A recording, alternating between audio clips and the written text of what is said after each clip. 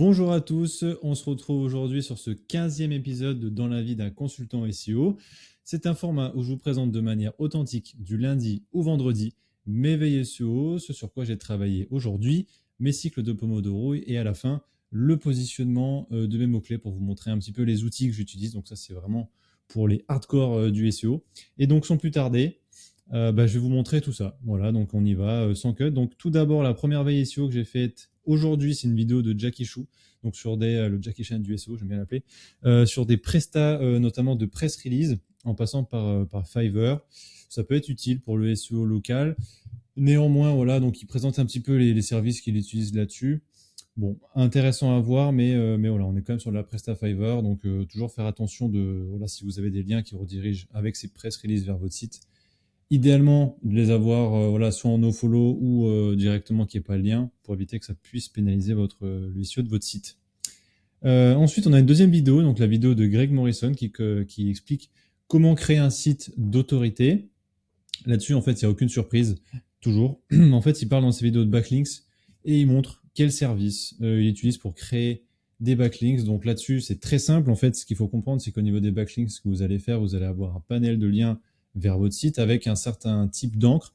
Et en fait, ce qu'il faut, l'objectif, c'est d'avoir plusieurs types d'encre. Donc, à savoir des encres génériques, des encres naked, des encres URL, des encres branding, des encres semi-opti et optimisées et avoir tout ça vers votre site internet. Et ce qu'il faut retenir en fait de ce que je viens de dire pour ceux qui comprennent pas trop, c'est que si vous avez, imaginons que vous êtes, je sais pas moi, fleuriste et que vous recevez des encres vers votre site qui s'appellent toutes fleuristes, mais qu'il n'y a pas les encres de votre page d'accueil, etc. et plein d'autres types d'encres que je viens d'expliquer là, ça va être trop optimisé pour aux yeux de Google, si on peut dire les yeux de Google.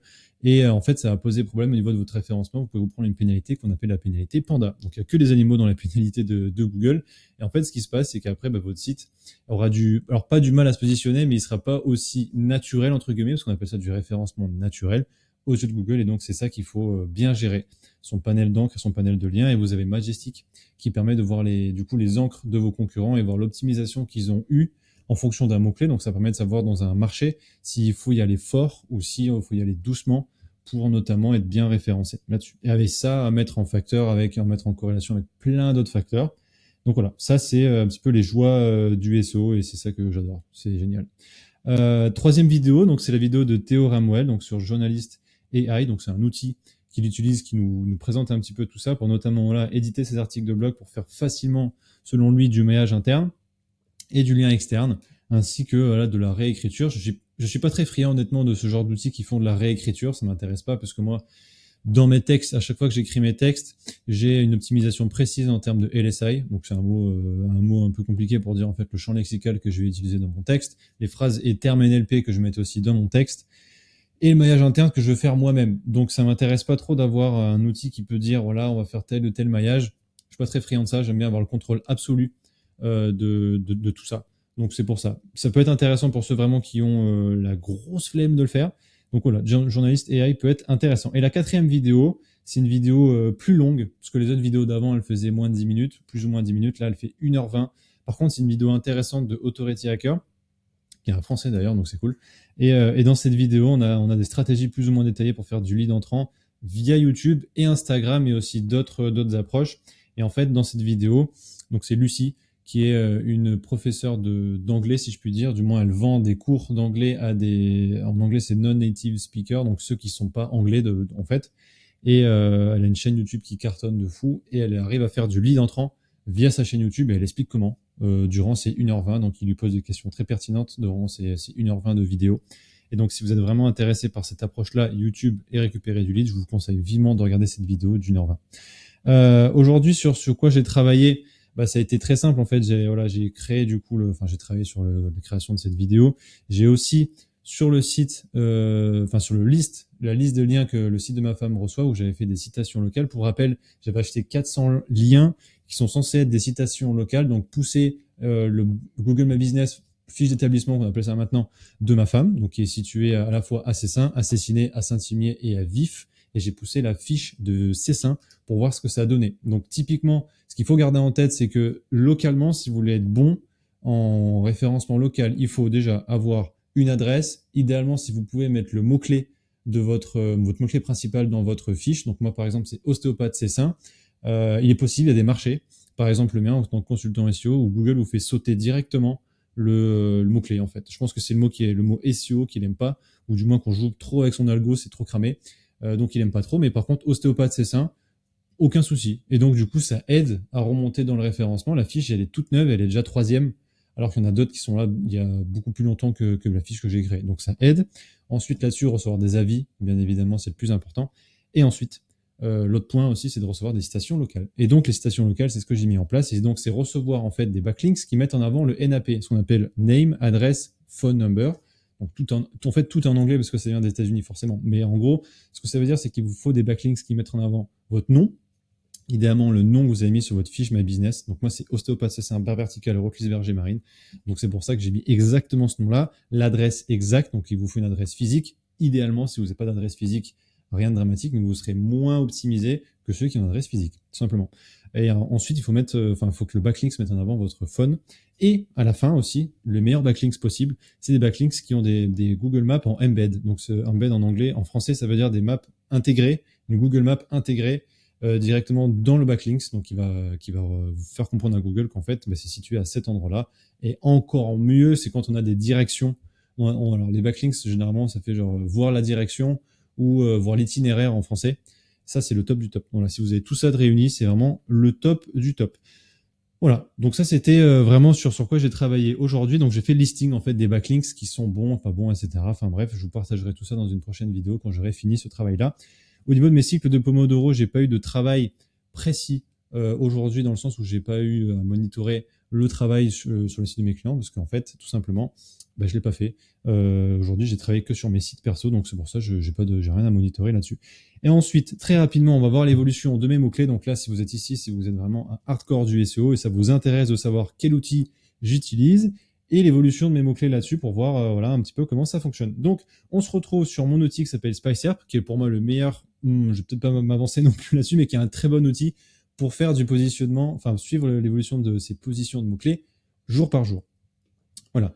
Donc, on se retrouve sur le premier client qui est Jacques May. Donc, on va aller ici, le temps que ça charge, on va aller dans Detail History. Donc, on va dire la vision précise de l'évolution de mes mots-clés. Là-dessus, donc, on se retrouve directement sur le 14 août. Je vais fermer là-dessus. Tac, je me suis un petit peu décalé. Voilà, super. Donc, qu'est-ce qu'on a? Eh bien, en fait, on voit que voilà, par rapport à hier, on a perdu une position sur fabricant de ressort de torsion, mais c'est fabricant de ressort, donc à savoir la page fabricant de ressort qui ressort. Là-dessus, ça va se corriger avec les backlinks. Par la suite, je pense que je vais un petit peu demander, je vais tweak certains trucs et je vais demander aux prestataires avec qui je passe, à savoir Linkuma. Ils sont incroyablement performants, donc vraiment passer par eux, de rechanger un petit peu les encres pour que Google comprenne bien que fabricant de ressort de torsion, ça soit la bonne page et pas fabricant de ressort. Fabricant de ressort de traction, on a gagné 3 positions et c'est notamment parce qu'on a fait des backlinks vers cette page-là. Donc voilà, on est en train de monter doucement là-dessus. Fabricant de ressort, on est premier. Donc à voir si ça tient dans le temps, mais en tout cas, je suis très content parce que sur ce mot-clé-là, quand on lisait la SERP, on avait notamment de la page d'accueil essentiellement, et on s'était dit avec le prestataire Linkuma que ça allait être impossible de passer devant parce que c'est que de la page d'accueil. Et en fait, je suis très content que cette page-là ressorte, parce que c'est pas une page d'accueil en fait, c'est une page spécifique, mais ça signifie que les pages d'accueil de mes concurrents ne sont pas assez optimisées en SEO, et que ma page perso, enfin ma page là qui est pas une page d'accueil du coup, est assez optimisée pour remonter là-dessus et remonter en première position. Donc je suis très content et à voir comment ça tient dans le temps. Ensuite, donc on voit que voilà, sur fabricant de ressort de compression, on a gagné une position et un peu perdu des positions. Et voilà, et dans l'ensemble, on arrive à se positionner relativement bien, notamment premier voilà, sur fabricant de ressort Spiral. Ensuite, donc, le deuxième site qu'on regarde, c'est le site de ma femme, qui pour rappel est ostéopathe à Saint-Imier. Donc si vous avez mal au dos ou autre chose, n'hésitez pas à la contacter. Si vous êtes dans la région grenobloise, bien évidemment. Voilà, donc ici en termes d'évolution, donc voilà, on est toujours 5e là-dessus. On a pris une position sur ostéopathe Cessiné Parisis. Ce qu'il faut savoir, c'est que c'est la page d'accueil qui se positionne là-dessus, parce que j'ai fait plein de tests et en réalité, ça devrait être une page perso en fait, une page vraiment que je crée qui est dédiée à ce mot-clé-là, ce qui n'est pas le cas, donc il va falloir que je le fasse et on verra le positionnement que ça donne là-dessus. Ostéopathe Cessin, on est 17e là-dessus. Voilà, à voir comment ça évolue dans le temps. Idéalement, il faudrait que je sois... alors, premier, ça va être très compliqué parce qu'on a vraiment des gros mastodontes du genre Doctolib, etc. Mais au moins en première page. Donc, à voir comment ça évolue là-dessus. Sachant que localement, par contre, je suis entre 3e et 5e, ça aussi. Ensuite, ostéopathe Sport Grenoble, on est toujours 8e et on a perdu une position. Non, on a gagné une position sur VIF, ainsi que sur Urgence Ostéopathe Grenoble. Donc dans l'ensemble, tout se passe bien. Et ensuite, donc ça c'était vraiment pour la partie page commerciale. Il y a aussi la partie informationnelle où c'est intéressant de regarder ça. Donc on va regarder ça rapidement. Donc le mot-clé qu'on regarde ici, je vais agrandir un tout petit peu parce que le mot-clé fait 8 km, c'est combien de temps durent les douleurs après une séance d'ostéopathie. On est troisième là-dessus, donc c'est un mot-clé qui est tapé plus ou moins 500 fois par mois. Et comment devenir ostéopathe, on est 37e. Donc voilà, plus difficile de remonter sur comment devenir ostéopathe parce qu'on a vraiment des fiches métiers, donc Allo, Asso, etc., qui remontent tout simplement, qui sont premiers sur ces mots-clés-là, donc c'est compliqué d'aller les chercher, mais au moins on arrive à se positionner là-dessus. Voilà, donc ça c'était le deuxième site internet. Ensuite, on va regarder le site de Sky Success, qui est ma cliente qui fait de la formation PNC, donc personnel navigant commercial, donc pour devenir hôtesse de l'air et steward. Alors, hop, on va regarder du coup ici sur la partie commerciale un petit peu ce que ça donne. Donc on a toujours ici du commercial et de l'informationnel.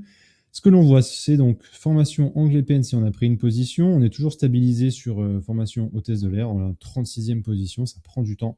C'est un mot-clé qui est très compétitif, qui est le mot-clé le plus compétitif, l'un des mots-clés les plus compétitifs dans la Presta SEO qu'on est en train de faire, donc c'est normal, surtout que le site est jeune, donc ça va prendre du temps pour se positionner là-dessus, mais on va y arriver.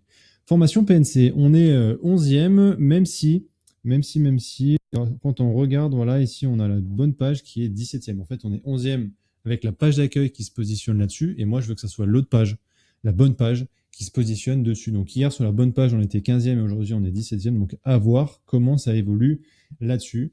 Et formation steward, voilà, on est entre 23e et 22e, donc à voir vraiment ce que ça donne là-dessus.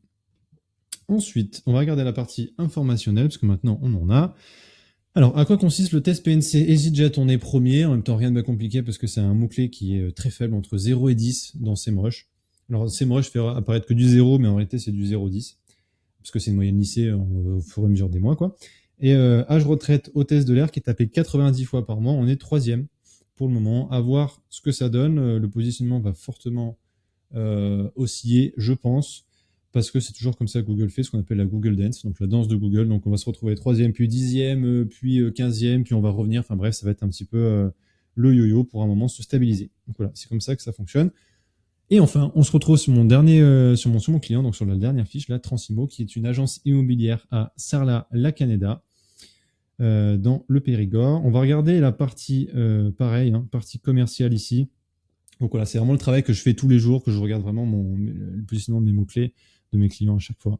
C'est important de le faire. Pour moi, c'est important de le faire jour par jour pour être efficace et savoir où on va.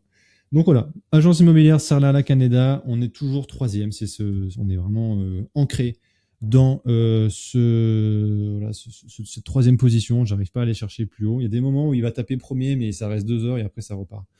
À voir ce que ça donne là-dessus. On a une stratégie de backlinks qui pousse tout ça, mais on est quand même face à des gros concurrents, donc ça va être compliqué d'aller chercher une première position là-dessus, mais ça va se faire au fur et à mesure du temps, j'en suis convaincu. Et ensuite, on a pour rappel les autres pages, donc viager, terrain, maison, local, et voilà, et appartement. En fait, ce qu'il faut comprendre, c'est que ces pages-là sont importantes à avoir sur un site internet pour faire comprendre à Google sur quoi on thématise le site. Néanmoins, pour rappel, ce sont des mots-clés qui sont tellement compétitifs que pour être bien positionné là-dessus, en fait, c'est que les annuaires du genre se loger, bien ici, qui sont positionnés là-dessus. Et donc, ça signifie, en tant qu'agence IMO, il faut que vous présentez vos biens sur ces sites-là, mais c'est toujours important de les avoir c'est toujours important d'avoir ces mots-clés-là vers votre site pour faire comprendre à Google la thématisation et aussi commercialement pour rediriger les prospects potentiels vers cette page directement. Donc, c'est toujours intéressant de les avoir, mais c'est très compliqué de se positionner en première page sur ce type de mots-clés-là.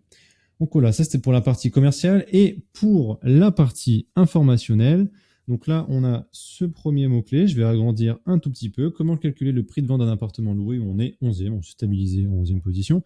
On a un petit peu perdu des positions sur comment fonctionne un viager, donc on est 31e là-dessus, mais c'est un mot-clé qui est tout récent pour le coup.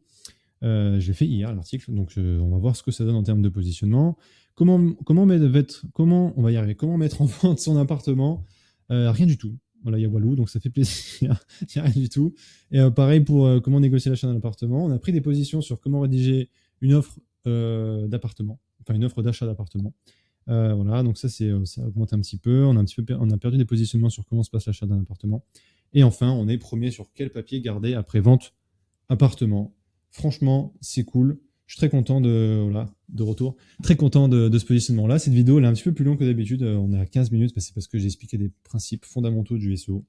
Donc voilà, si vous êtes resté jusqu'au bout, merci beaucoup. Vous êtes vraiment les boss. N'hésitez pas à mettre un like à cette vidéo, à mettre un commentaire si vous avez une question à poser, à vous abonner aussi. Et si vous souhaitez travailler avec moi, n'hésitez pas à taper Yonis Brioul dans Google et à m'appeler ou à m'envoyer un SMS ou à passer par mon profil Malte pour qu'on puisse discuter ensemble de votre projet SEO. Voilà, c'est tout pour moi. On se dit à demain pour la prochaine vidéo et puis je vous remercie d'avoir regardé cette vidéo. Ciao, ciao.